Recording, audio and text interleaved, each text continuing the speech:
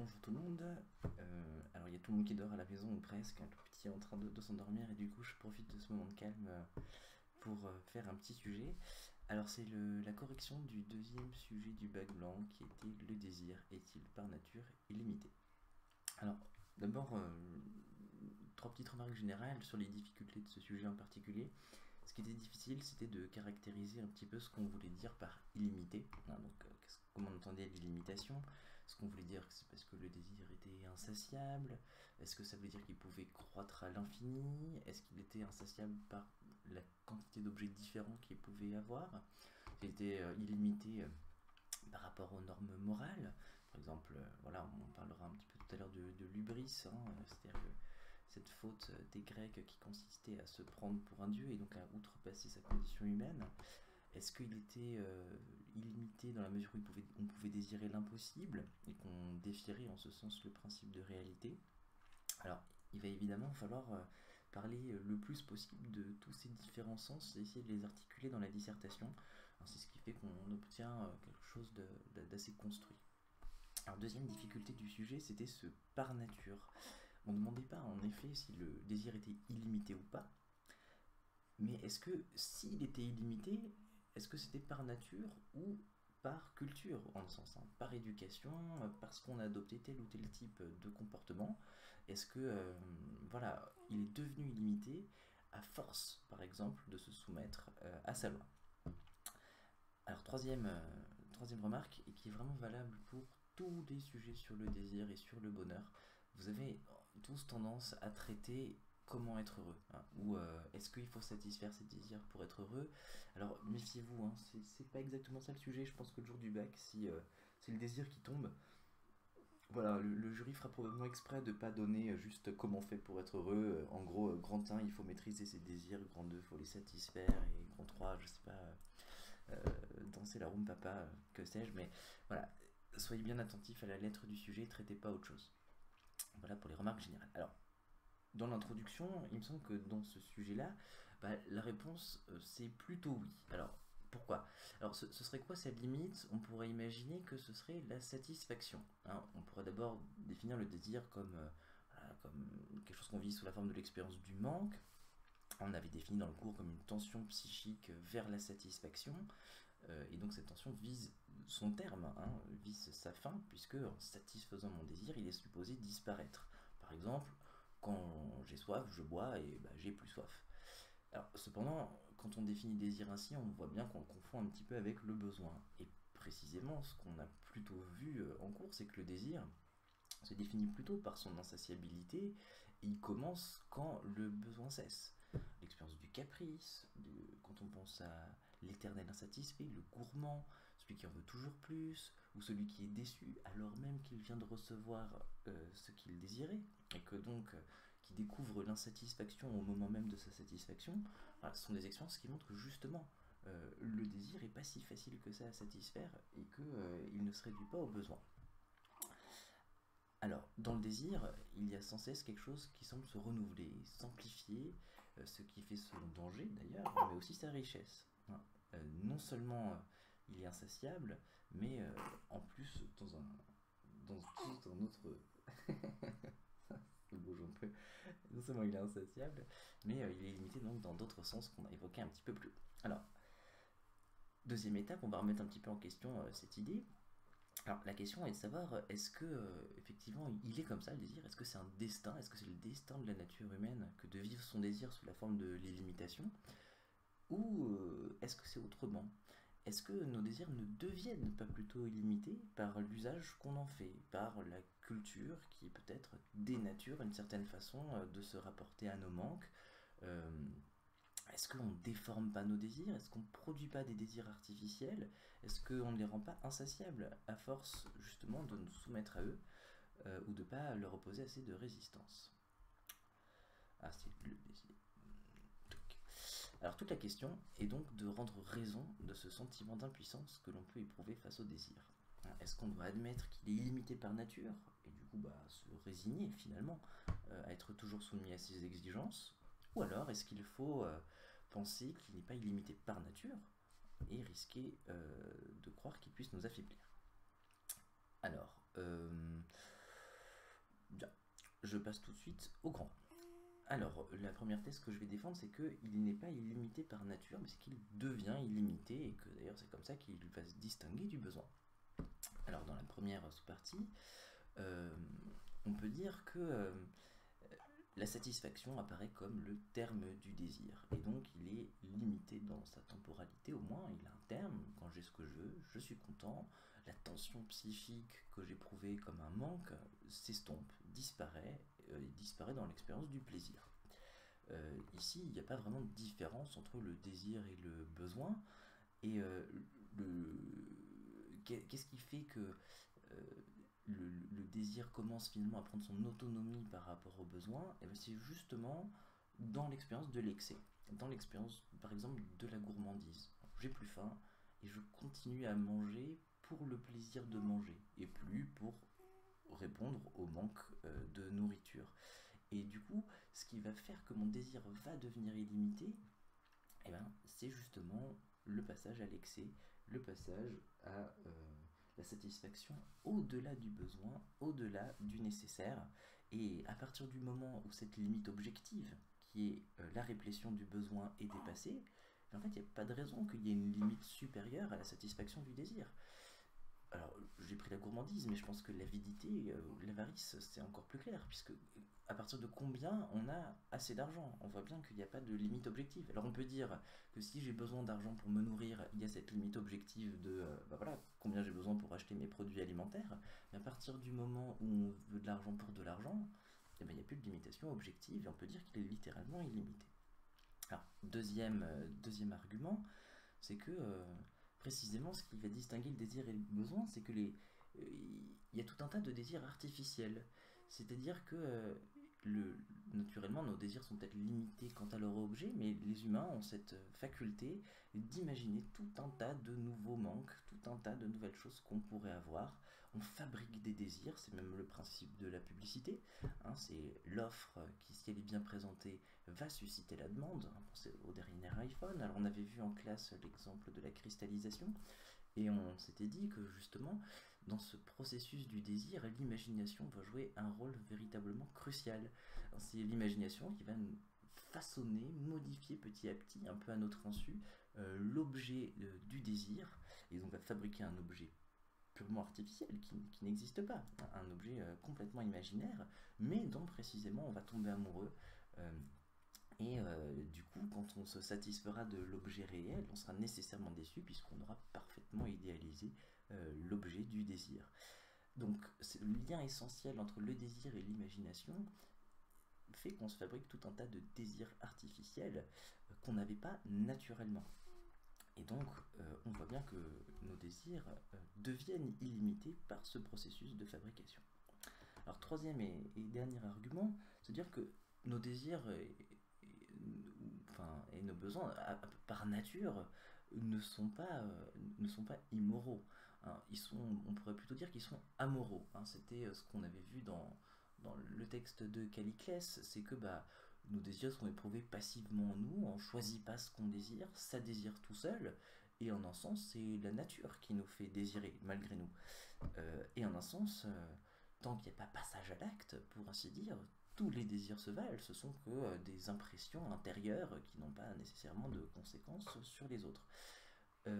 Ce qui va les faire apparaître justement comme immoraux, comme ayant transgressé les limites, comme mégalomanes, c'est justement une limitation extérieure. C'est parce que tout d'un coup, la société, la morale, va condamner l'expression de certains désirs et va les faire apparaître comme un débordement, comme une transgression de la norme, comme quelque chose qui n'a pas respecté les limites. Et donc, en fait, c'est par après que le désir apparaît comme illimité.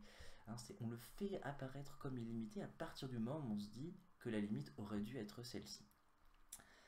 C'est l'argumentaire un petit peu de Caliclès. Alors, on peut finir cette partie en disant que, au final, les désirs se dénaturent par la société, et c'est ça d'ailleurs qui les distingue peut-être du besoin, mais c'est pas par nature qu'ils étaient illimités. Alors le problème de cette thèse, on voit bien, c'est qu'au final, ça rend les gens responsables de leurs désirs. On dit, si jamais tu désires mal, si tu désires trop, si tu sais pas te contrôler, bah c'est ta faute, t'avais qu'à pas désirer comme ça, t'avais qu'à contrôler tes désirs, t'avais qu'à les limiter, alors que finalement on voit bien que l'expérience du désir est d'abord une expérience de la dépossession. Je désire malgré moi, ça désire en moi. En ce sens, on pourrait tout à fait contester cette idée que voilà, le désir deviendrait illimité à cause du comportement des gens. Alors, par ailleurs, on peut ajouter que cela signifierait qu'au fond, l'implicite morale de cette idée, c'est qu'on voudrait réduire le désir à sa part la plus congrue, à sa part naturelle. Au fond, il ne faudrait avoir que des besoins, et toute tentative d'aller outre le besoin serait au fond une dénaturation du désir potentiellement dangereuse.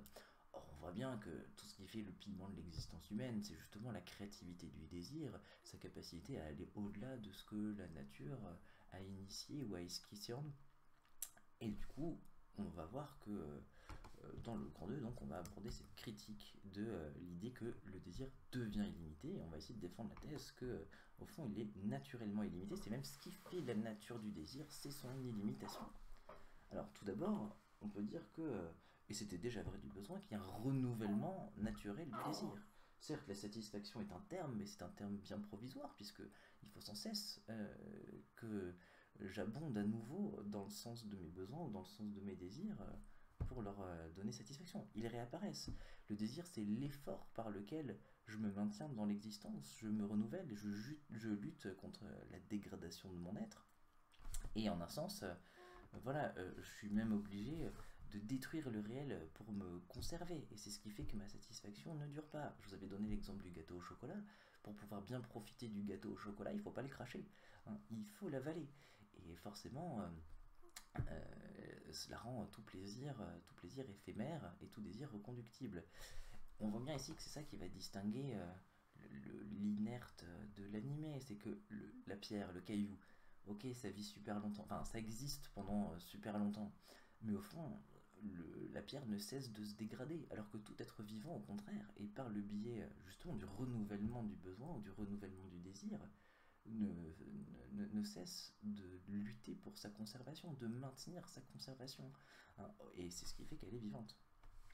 Alors, deuxième idée, alors, contrairement au besoin, cette fois-ci, le désir, c'est une idée qu'on avait vue ensemble, hein, dissimule son objet véritable et empêche la satisfaction. En effet, le besoin, on l'a dit, il est entièrement reconductible au manque. Il est déterminé entièrement par son objet. Voilà, j'ai faim, c'est donc de la nourriture qu'il me faut. Si j'obtiens de la nourriture, le manque de nourriture disparaît et ma faim disparaît. À l'inverse, on voit bien que dans la gourmandise, au fond, ce n'est pas tellement la nourriture qui est en jeu. Hein.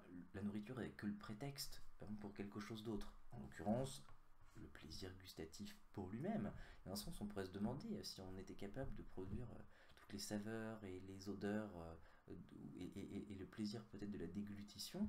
C'est un bon exemple, c'est l'exemple du chewing-gum. Ouais, est-ce que le chewing-gum est capable de rassasier le gourmand eh bien, est-ce que finalement ce désir-là ne serait pas satisfait? Ou alors on peut dire autre chose, est-ce qu'au fond le désir de gourmandise ne cache pas un autre désir?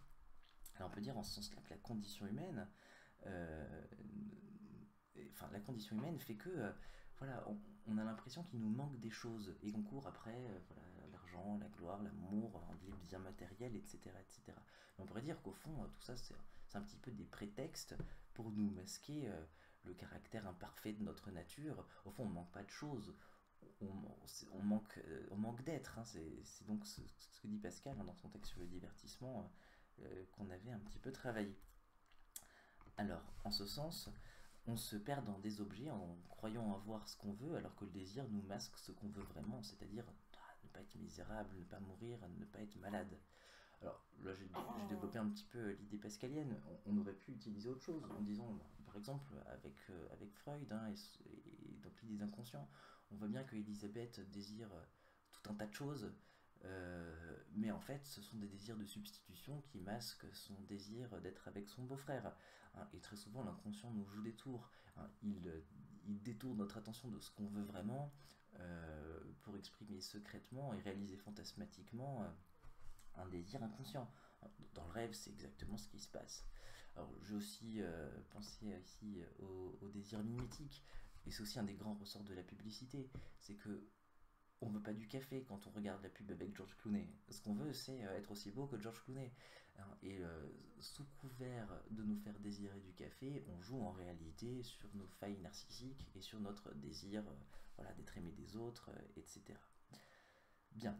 Alors, je rajoute un autre argument, bon, c'est un petit peu pour le plaisir, c'est qu'il y a peut-être aussi voilà, des désirs impossibles hein, qui font que, évidemment, ils sont par nature illimités, parce que là, ils font complètement fi du principe de réalité. On avait vu l'exemple en cours hein, du désir amoureux avec Sartre, qui dit que voilà, dans l'amour, on veut à la fois que l'autre nous aime passionnément, à la manière d'un esclave, en un sens qu'il ne puisse pas résister à ce sentiment amoureux qu'il a vis-à-vis de nous, mais en même temps, on ne voudrait pas d'un amour qui soit produit par un filtre d'amour. On veut que l'autre nous aime librement. Donc on veut à la fois que l'autre nous aime librement et pas librement, ce qui est une littérale contradiction. C'était juste un petit exemple de désir impossible qui montre justement que voilà, le désir n'est pas du tout limité. Alors, dernier argument du grand 2, c'est que on pourrait dire que le désir est par nature également insatiable. Il cesse de grandir en intensité. La satisfaction implique l'amplification. Hein, et justement, si on veut avoir une chance de ne pas sombrer dans une politique du caprice, il faut peut-être essayer d'opposer ses forces à ce désir et se modérer, même si c'est difficile. En effet, plus on en a, moins on est capable de jouir de ce qu'on a et bah, plus on en veut. Hein, c'est logique, puisque alors, l'argument qu'on avait donné en classe, c'était l'idée que la sensibilité avait des seuils et que plus on était exposé au plaisir, plus on y devenait insensible. Et à l'inverse, plus on est exposé à la douleur, plus on y est endurant. Inversement, moins on a de plaisir, plus on profite des rares plaisirs qui s'offrent à nous. Et du coup, la sensibilité humaine fait que eh bien, le désir est de moins en moins facilement satisfait, puisqu'il sent moins la satisfaction. Hein, le corps humain fait qu'on sent moins la satisfaction du désir. Alors, ça a l'air d'être une mauvaise nouvelle, mais pas forcément, puisque ça permet de distinguer le besoin sexuel de l'amour. Dans le besoin sexuel, voilà, la satisfaction suffit, le besoin s'éteint. Alors que dans l'amour, au contraire, plus on en a, plus on en veut. C'est la mécanique même du désir et peut-être la difficulté de sa satisfaction qui fait aussi sa richesse. Alors, en grand 2, donc on peut finir cette seconde partie en disant, ben, ok, le désir est par nature illimité, mais en un sens, tenir un argumentaire comme ça, c'est aussi une bonne façon de s'excuser, de lâcher la bride au désir. Parce que si jamais voilà, son illimitation est essentielle, si on peut rien faire contre l'illimitation du désir, c'est le seul fait de désirer me pousse déjà du côté de l'incontrôlable. Et bien en fait, pourquoi essayer? Pourquoi ne pas lâcher complètement la bride au désir? C'est complètement vain d'essayer de résister, d'essayer de limiter, d'essayer de borner le désir. Alors, selon une de mes techniques de troisième partie habituelle, j'ai décidé du coup de faire ok, le désir il est illimité par nature, mais au fond c'est pas si grave, il n'y a pas besoin d'avoir peur nécessairement de cette illimitation, c'est même peut-être plutôt une bonne nouvelle. Alors, premier argument, au fond on pourrait dire que c'est peut-être plutôt l'extinction ou la limitation du désir qui est effrayante. Rappelez-vous qu'Aliclès de répondre à Socrate, non pas ok, Socrate le traite de pluvier, mais quelqu'un dit mais toi tu vis comme une pierre. Au fond, ce que tu veux, c'est ne pas désirer. Or, le sel de l'existence, alors pour Caliclès, c'est vrai que c'est la jouissance, mais on pourrait dire c'est déjà le désir. On avait parlé de l'exemple du calendrier de l'Avent, on avait parlé de l'exemple de l'apéritif. Hein, tout ce qui suscite en nous le désir suscite en nous enthousiasme, joie. Et au fond, on aime bien désirer. On a l'impression que c'est la satisfaction qui importe, mais on aime déjà l'expérience du désir. Tout l'art est de savoir en profiter. Alors, deuxième argument qu'on peut donner, c'est que, au fond, on pourrait même se méfier du discours qui condamnerait le désir, et en particulier avec l'argumentaire de l'illimitation. Au fond, cela relève peut-être plus d'un préjugé moral contre la nature humaine qui finalement chercherait à nous rendre coupables de ce qu'on est, à nous rendre coupables du désir. L'idée même de péché, par exemple. Vous voyez, le péché, c'est pas seulement avoir fait quelque chose de mal, c'est avoir mal désiré alors même qu'on est passé à l'acte. Et Freud remarquait que les gens les plus moraux, finalement, ce sont eux qui se sentent les plus coupables, alors que ce sont eux qui se conduisent le mieux. Donc, au fond, cette méfiance vis-à-vis du désir est très suspecte, et en plus, on pourrait rajouter qu'elle est contradictoire. Parce qu'au fond, est-ce qu'elle ne cache pas un désir de contrôle? au fond, on est encore sous la loi du désir quand on cherche à le nier, quand on cherche à le limiter. C'est peut-être une forme de désir narcissique du sage qui dit ah, moi je veux, ce que je veux, c'est être absolument maître de moi-même, ne rien laisser d'obscur en moi, être parfaitement lucide vis-à-vis de moi-même. Moi, je pensais au contrôle fric, voilà, c'est celui qui veut tout faire et tout, mais on voit bien qu'il contrôle pas du tout sa névrose et qu'il est aussi barjot que tous les autres. Donc, en ce sens-là, finalement, l'idéal de maîtrise de soi qui chercherait à condamner l'illimitation du désir est elle-même sous le coup de sa propre condamnation. Elle n'échappe pas à cette illimitation, c'est juste qu'elle la refoule et qu'elle essaye de se raconter une histoire pour s'imaginer qu'elle y échappe. Alors, du coup, ma dernière sous-partie va me permettre de donner ma solution, c'est que l'imitation du désir, au fond, c'est peut-être le moteur de la création et de l'imagination. L'imitation du désir n'implique pas du tout qu'il faille le satisfaire tout le temps et faire n'importe quoi, comme peut-être pourrait le revendiquer Caliclès, mais au contraire qu'on peut raffiner ses désirs, qu'on peut prendre le temps de désirer. Le désir est capable d'un progrès infini, justement parce qu'on est capable de retarder la satisfaction et qu'on profite de la force du désir pour se transformer et transformer le monde. Un exemple tout simple, c'est l'œnologie, c'est la gastronomie. Voilà, c'est savoir savourer. Qu'est-ce que ça veut dire savourer? Eh bien savourer, c'est se laisser le temps de désirer hein, et de ne pas éteindre la joie du désir dans une satisfaction immédiate qui ferait qu'on se concentrerait sur la digestion. Hein, c'est faire passer le plaisir de la nourriture au-delà de la seule digestion. Hein, au fond, il y a peut-être une esthétique ici hein, euh, du goût qui suppose précisément le retard de la satisfaction. Et tout l'art est de savoir en jouir correctement. Et c'est ça qui fait qu'on découvre tout un tas de nouveaux désirs, qu'on peut éduquer le désir et qu'on peut jouir de plus en plus de choses au fur et à mesure qu'on grandit et qu'on essaie de nouvelles choses. Alors en conclusion, bon, comme d'habitude, hein, je pense qu'on peut dire que euh, voilà, le grand 1 ne fonctionnait pas, enfin, vouloir faire de la culture le, un espèce de processus de dénaturation d'une nature qui serait parfaitement limitée et ordonnée, c'est au fond nier au désir sa singularité et justement sa capacité à nous sortir d'une nature humaine qui serait un peu brute et précisément le propre, le plus exactement le propre de la nature humaine, c'est justement d'être capable de se transformer et de se transformer par le biais du désir et par le biais de justement inventer d'autres choses que la nature ne nous donnait pas. La faiblesse du grand 2 qui consistait donc à dire que c'était par nature qui était limité, c'est que tout d'un coup on en venait à soupçonner la nature humaine hein, d'être coupable au fond voilà, d'un excès incontrôlable et finalement d'être incapable de lutter contre cet excès. Donc la solution du grand 3 permet de dire à la fois évidemment il y a une plasticité du désir, il y a une éducation du désir qui est possible et que effectivement dans l'artificialité du désir il y a quelque chose de très enthousiasmant. C'est peut-être ça le progrès de la nature humaine. Mais d'un autre côté, c'est pas parce qu'il y a une illimitation du désir qu'il y a une illimitation de la jouissance. Hein. Et dans l'illimitation du désir, il y a précisément la place pour la liberté, la place pour la création et peut-être la place pour le respect de l'autre. Hein. Ce qui est peut-être dangereux, c'est l'illimitation de la jouissance. Bien. Alors, bonne journée et puis bon courage pour la suite.